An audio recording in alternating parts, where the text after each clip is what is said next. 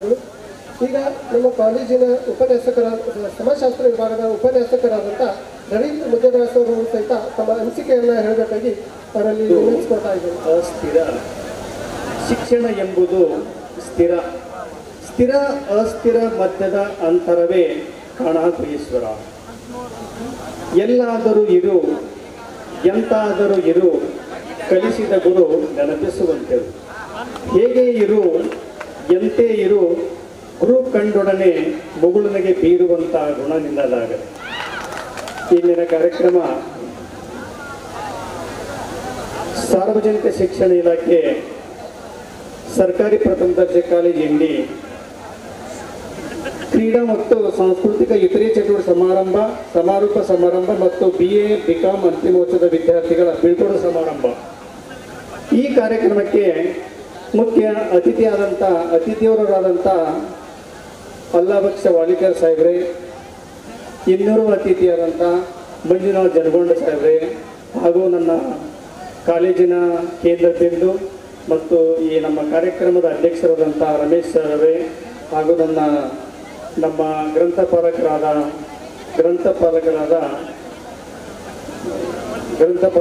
ಹಾಗೂ ನನ್ನ ಇತಿಹಾಸದ ಪ್ರಾಧ್ಯಾಪಕರಾದಂಥ ಕಿರಣ್ ಸರ್ ಅವರೇ, ಹಾಗೂ ಶಿರಿನ್ ಮೇಡಮ್ ಅವರೇ, ರಾಜಲಕ್ಷ್ಮಿ ಮೇಡಮ್ ಅವರೇ, ಹಾಗೂ ನನ್ನ ಆತ್ಮೀಯ ಸಿಬ್ಬಂದಿಗಳಾದಂಥ ವಿಜಯಕುಮಾರ್ ಅವರೇ, ಪ್ರಸತ್ ಅವರೇ, ಹಾಗೂ ನನ್ನ ಮಾಡ್ಯಾಳ್ ಸರ್ ಅವರೇ, ಮತ್ತು ನನ್ನ ಈ ಒಂದು ಸಿಬ್ಬಂದಿ ಮಿತ್ರರೇ, ಹಾಗೂ ನಮ್ಮ ಸಿಬ್ಬಂದಿಯೇತರರಿಗೆ, ಹಾಗೂ ನನ್ನ ಆತ್ಮೀಯ ಅಕ್ಷರದ ಲಿಪಿಗಳೇ.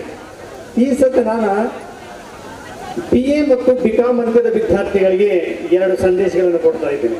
ನಂಬರ್ 1, ವಿದ್ಯಾರ್ಥಿಗಳು ಮೊಟ್ಟ ಮೊದಲು ಏನಾಗಬೇಕು ಅಂತಂದ್ರೆ ಸಮಾಜದ ಮಾದರಿ ಆಗಬೇಕು. All students R pattern in social art. ವಿದ್ಯಾರ್ಥಿಗಳು ಮೊಟ್ಟ ಮೊದಲು ಏನಾಗಬೇಕು ಅಂದ್ರೆ ಸಮಾಜದ ಮಾದರಿ ಹೇಗಾಗಬೇಕು.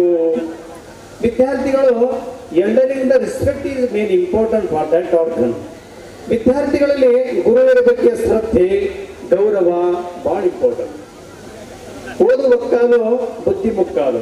ನೀವು ಓದೋದು ಕಡಿಮೆ ಮಾಡು, ಬರೆಯೋದು ಕಡಿಮೆ ಮಾಡು, ಶಾಲೆಗೆ ಬರೋದು ಕಡಿಮೆ ಮಾಡು, ಆದರೆ ಗುರುವಿಗೆ ಒಂದು ಗೌರವ ಶ್ರದ್ಧೆ ಅನ್ನೋದು ಬಹಳ ಮಹತ್ವ. ಇದು ಸಮಾಜದ ಮಾದರಿ ಇರುವಂಥ ಒಂದು ಕಲೆ ಯಾವುದಪ್ಪ ಅಂತಂದ್ರೆ ವಿದ್ಯಾರ್ಥಿಗಳಿಗೆ ಸಮಾಜದ ಕಲೆ ಸಮಾಜದ ಮಾದರಿಯಾಗಿರ್ಬೇಕು. ಹೊಸ ಕೆಟ್ಟ ಹವ್ಯಾಸಗಳನ್ನು ಬಳಸ್ಕೋಬಾರದು. ಸಮಾಜದ ನಿಯಮಗಳಿಗೆ ಬದ್ಧವಾಗಿ ನಡಿಬೇಕು, ಸಮಾಜದ ಚೌಕಟ್ಟಿನಲ್ಲೇ ನಿನ್ನ ವರ್ತನೆ ಇರಬೇಕು ಅಂತ. ಆದ್ದರಿಂದ ವಿದ್ಯಾರ್ಥಿಗಳು ಏನು ಮಾಡಬೇಕು ಅಂತಂದ್ರೆ ಶಿಕ್ಷಣದ ಮಾದರಿಗಳು ಆಗಬೇಕು. ಶಿಕ್ಷಣದಲ್ಲಿರುವಂಥ ಷರತ್ತುಗಳನ್ನು ನೀವು ಕಡ್ಡಾಯವಾಗಿ ಪಾಲಿಸಲೇಬೇಕು. ಶಿಕ್ಷಕರು ಹಾಕಿಕೊಟ್ಟಂಥ ಚೌಕಟ್ಟಿನಲ್ಲಿ ನಿಮ್ಮ ಕಲಿಕೆ ಆಗಬೇಕು. 3 ರೀತಿ ಕಲಿಕೆ ಬರ್ತದೆ. ಒಂದು ಧನಾತ್ಮಕ ಕಲಿಕೆ, ಒಂದು ಋಣಾತ್ಮಕ ಕಲಿಕೆ, ಇನ್ನೊಂದು ಶೂನ್ಯಾಧಾರಿತ ಕಲಿಕೆ ಅಂತ ಬರ್ತದೆ. ನೀವು ಧನಾತ್ಮಕ ಕಲಿಕೆ ನಿರೂಪಕರಾಗಬೇಕಂತ ಆಶೆ ಮಾಡ್ತಾ ಇದ್ದೀನಿ. ಈ ರೀತಿಯಾಗಿ ವಿದ್ಯಾರ್ಥಿಗಳಲ್ಲಿ ಏನಪ್ಪಾ ಅಂತಂದ್ರೆ ಸಮಾಜದ ಮಾದರಿ, ಶಿಕ್ಷಣದ ಮಾದರಿ, ಅದರ ಜೊತೆ ನಿಮ್ಮಲ್ಲಿ ಶಿಸ್ತಿನ ಲಕ್ಷಣಗಳು ಬರಬೇಕು ಅಂತ. Discipline important for that educational students. ಶೈಕ್ಷಣಿಕ ವಿದ್ಯಾರ್ಥಿಗಳಲ್ಲಿ ಏನು ಬೇಕು ಮೊಟ್ಟ ಮೊದಲು ಅಂದ್ರೆ ಶಿಸ್ತು ಬೇಕು. ಸಮಯದ ಪ್ರಜ್ಞೆ, ಕರ್ತವ್ಯ ನಿಷ್ಠೆ ಭಾಳ ಇಂಪಾರ್ಟೆಂಟ್. ನಿಮ್ಮಲ್ಲಿ ಶಿಸ್ತಿರ್ಲಿಕ್ಕಪ್ಪ ಅಂತಂದ್ರೆ ಅದು ಶಿಸ್ತಿಲ್ಲಪ್ಪ ಅಂತಂದ್ರೆ ಶಿಕ್ಷಣದ ವಿದ್ಯಾರ್ಥಿಗಳೇ ಅಲ್ಲ, ನೀವು ನಿಮ್ಮಲ್ಲಿ ಆದರ್ಶತೆನೇ ಅಲ್ಲ ಅಂತ. ಅದರಂಗ ಸಮಯದ ಪ್ರಜ್ಞೆ ಬೇಕು. Time is tide waiting for din. ಸಮಯದ ಪ್ರಜ್ಞೆ ಅದರ ಮೇಲೆ ಒಮ್ಮೆ ಸಮಯ ಹೋತಂದ್ರೆ ಮಳೆ ಬರೋದಿಲ್ಲ. ಅದು ಆ ಸಮಯದ ಚೌಕಟ್ಟಿನಲ್ಲಿ ನೀವು ಕೆಲಸ ಮಾಡಬೇಕು. ಅಲ್ಲೇನೆ ಬಿಟ್ಟು ಬಾಣ, ಆಡಿದ ಮಾತು, ಹೋದ ಸಮಯ ಯಾವ ಕಾಲಕ್ಕೂ ಬರಬೇಕು. ಈ 3 ಅರ್ಥ ಮಾಡಿಕೊಂಡ ವಿದ್ಯಾರ್ಥಿಗಳು ಸಮಯದ ಭಾವನೆಯನ್ನು ಕೂಡ ನಾವು ಅರಿತುಕೊಂಡು ನಡಿಬೇಕಾಗ್ತದೆ. ಕರ್ತವ್ಯ ನಿಷ್ಠೆ ಈಗ ನೀವು ಶಿಕ್ಷಣದಾಗ ನಡೀರಪ್ಪ, ಮಾಲ್ ಪ್ರಾಕ್ಟೀಸ್ ಭಾಳ ಮಾಡಬಾರ್ದು. ಸ್ವತಂತ್ರವಾಗಿ ಅಭ್ಯಾಸ ಮಾಡುವಂಥ ಕಲೆ ನಿಮ್ಮದಾಗಬೇಕು ಅಂತ. ಎಷ್ಟು ನೀವು ಸ್ವಂತ ಬೆಳಿತಿ ಅಷ್ಟು ನಿಮಗೆ ವಿಷಯದ ಜ್ಞಾನ ಬರ್ತದೆ. ನೀ ಕಾಪಿ ಮಾಡ್ಕೋದು ಅಂತಂದ್ರೆ ಟೈಮ್ ಸಾರೋದಿಲ್ಲ, ನೀವು ರಿಸಲ್ಟ್ ಸರಿ ಬರೋದಿಲ್ಲ. ಹಂಗ ನೀನು ಮಾಲ್ ಪ್ರಾಕ್ಟೀಸ್ ಮಾಡಬಾರ್ದು. ಕಾಪಿ ನಕಲು ಹೊಡೆಯೋದನ್ನು ನೀನು ತಡೆಗಟ್ಟಬೇಕಂತ ನನ್ನ ಒಂದು ಸಂದೇಶ. ಇದರ ಮುಂದಿನಲ್ಲಿ ವಿದ್ಯಾರ್ಥಿಗಳು ಏನು ಮಾಡಬೇಕು ಅಂತಂದ್ರೆ ಓದುವ ಹವ್ಯಾಸವನ್ನು ಬೆಳೆಸ್ಕೋಬೇಕು. ಓದುವ ಹವ್ಯಾಸ 2 ರೀತಿ ಓದುವ ಹವ್ಯಾಸ ಬರ್ತದೆ. ಒಂದು ಬೈದರೆ ಓದು, ಇನ್ನೊಂದು ಮೌನ ಓದು ಅಂತೇಳಿ. ಬೈದರೆ ಓದಿನಲ್ಲಿ ವಿಷಯ ಪರಿಣಾಮಕಾರಿ ಆಗುವುದಿಲ್ಲ, ಸೌಂಡ್ ಬರ್ತದೆ. 3 sound in another the types of reading.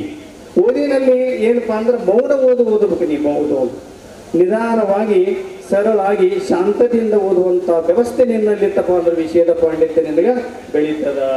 ಈ ರೀತಿಯಾಗಿ ಬರೆಯುವ ಕಲೆ ಕೂಡ ನಿನ್ಬೇಕು.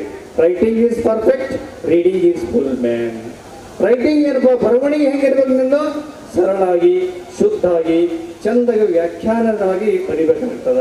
ಈ ರೀತಿಯಾಗಿ ಏನಪ್ಪಾ ಅಂತಂದ್ರೆ ವಿದ್ಯಾರ್ಥಿಗಳಲ್ಲಿ ಏನು ಓದುವ ಹವ್ಯಾಸ, ಬರೆಯುವ ಹವ್ಯಾಸ ಮತ್ತು ಇವೆರಡೂ ಹವ್ಯಾಸ ಮೊಟ್ಟ ಮೊದಲು ವಿದ್ಯಾರ್ಥಿಗಳಾದರೂ ಕಲಿಬೇಕು. ನಕಲುಗಳನ್ನು ಬರಿ ಮಾಡೋದು, ಸ್ವತಂತ್ರವಾಗಿ ಬರೆಯುವಂಥ ಹವ್ಯಾಸ ವಿದ್ಯಾರ್ಥಿಗಳಲ್ಲಿ ಇದ್ದಾಗ ಮಾತ್ರ ಆ ವ್ಯವಸ್ಥೆ ಸರಳಿರ್ತದೆ. ನೀವು ಆದರ್ಶ ಶಿಕ್ಷಣ ಕ್ಷೇತ್ರದಲ್ಲಿ ಕೂಡ ಆದರ್ಶ ವಿದ್ಯಾರ್ಥಿ ಆಗಲಿಕ್ಕೆ ಅನುಕೂಲ ಆಗ್ತದೆ. ಇನ್ನು ಮುಂದೆ ನೀವು 3Hಗಳನ್ನು ಅಳವಡಿಸ್ಕೋಬೇಕು. 1H. 1H stands formation of head. ವಿಚಾರ ಮಾಡುವಂಥ ಶಕ್ತಿ ಬೇಕು ನಿನ್ನಲ್ಲಿ, ತಾರ್ಕಿಕ ಶಕ್ತಿ ಬೇಕು, ಭಾವನಾತ್ಮಕ ಶಕ್ತಿಗಳು ನಿನ್ನಲ್ಲಿ ಇರಬೇಕು ಅಂತಂದ್ರೆ. ತಾರ್ಕಿಕ ಶಕ್ತಿ ಎಲ್ಲಿರುತ್ತೋ ಅಲ್ಲಿ ವಿಷಯದ ಪಾಂಡಿತ್ಯ ಬೆಳುತ್ತೆ. ಭಾವನಾತ್ಮಕ ಶಕ್ತಿ ಎಲ್ಲಿರ್ತದೋ ಅಲ್ಲಿ ಸಮಾಜದಲ್ಲಿ ಬದುಕುವಂಥ ಕಲೆ ಗೊತ್ತಾಗ್ತದೆ. ಈ ರೀತಿಯಾಗಿ ಕೈ ಒಡ್ಡುವಂಥ ಗುಣ ನಮ್ಮದಾಗಬಾರ್ದು, ಕೈಯನ್ನು ಚಾಚುವಂಥ ಗುಣ ನಮ್ಮದಾಗಬಾರ್ದು, ಕೈ ಕೊಡುವಂಥ ವಿಶಾಲ ಗುಣ ನಮ್ಮದಾಗಬೇಕಂತ ಹೇಳ್ತಾ ಇದ್ದೀನಿ. ಅದೇ ರೀತಿಯಾಗಿ ಈ ರೀತಿಯಾಗಿ ಏನಪ್ಪಾ ಅಂತಂದ್ರೆ ವಿದ್ಯಾರ್ಥಿಗಳಲ್ಲಿ ಸ್ಪರ್ಧಾತ್ಮಕ ಪರೀಕ್ಷೆಗಳನ್ನು ಮಾಡೋದು ಭಾಳ ಇಂಪಾರ್ಟೆಂಟ್. MA BA ಕಲ್ತು MAಗೆ ಹೋಗೋದು, B.Edಗೆ ಹೋಗೋದು ಸ್ವಲ್ಪ ಕಡಿಮೆ ಮಾಡಿ ನೀವು ಸ್ಪರ್ಧಾತ್ಮಕ ಪರೀಕ್ಷೆಗಳಲ್ಲಿ KS, IAS, IFS, ICS ಸ್ಪರ್ಧಾತ್ಮಕ ಪರೀಕ್ಷೆಗಳನ್ನು ಓದೋದ್ರಿಂದ ಏನಾಗ್ತದಪ್ಪ ಅಂತಂದ್ರೆ ವಿದ್ಯಾರ್ಥಿಗಳಿಗೆ ತ್ವರಿತವಾಗಿ ಉದ್ಯೋಗ ಲಭಿಸ್ತದೆ. ಈ ರೀತಿಯಾಗಿ ಉದ್ಯೋಗಸ್ಥ ವಿದ್ಯಾರ್ಥಿಗಳಾಗಲಿ ನಮ್ಮ ಭಾವಿ ಭಾರತ ದೇಶವನ್ನೇ ಸುಭದ್ರ ರಾಷ್ಟ್ರವನ್ನಾಗಿ ಕಟ್ಟುವಂಥ ಪ್ರಜೆಗಳಾಗಬೇಕಂತ ಹೇಳ್ತಾನೆ ನನ್ನ ಎರಡು ಮಾತಿಗೆ ವಿರಾಮ ಮಾಡ್ತಾ ಇದ್ದೀನಿ. ನಮಸ್ಕಾರ.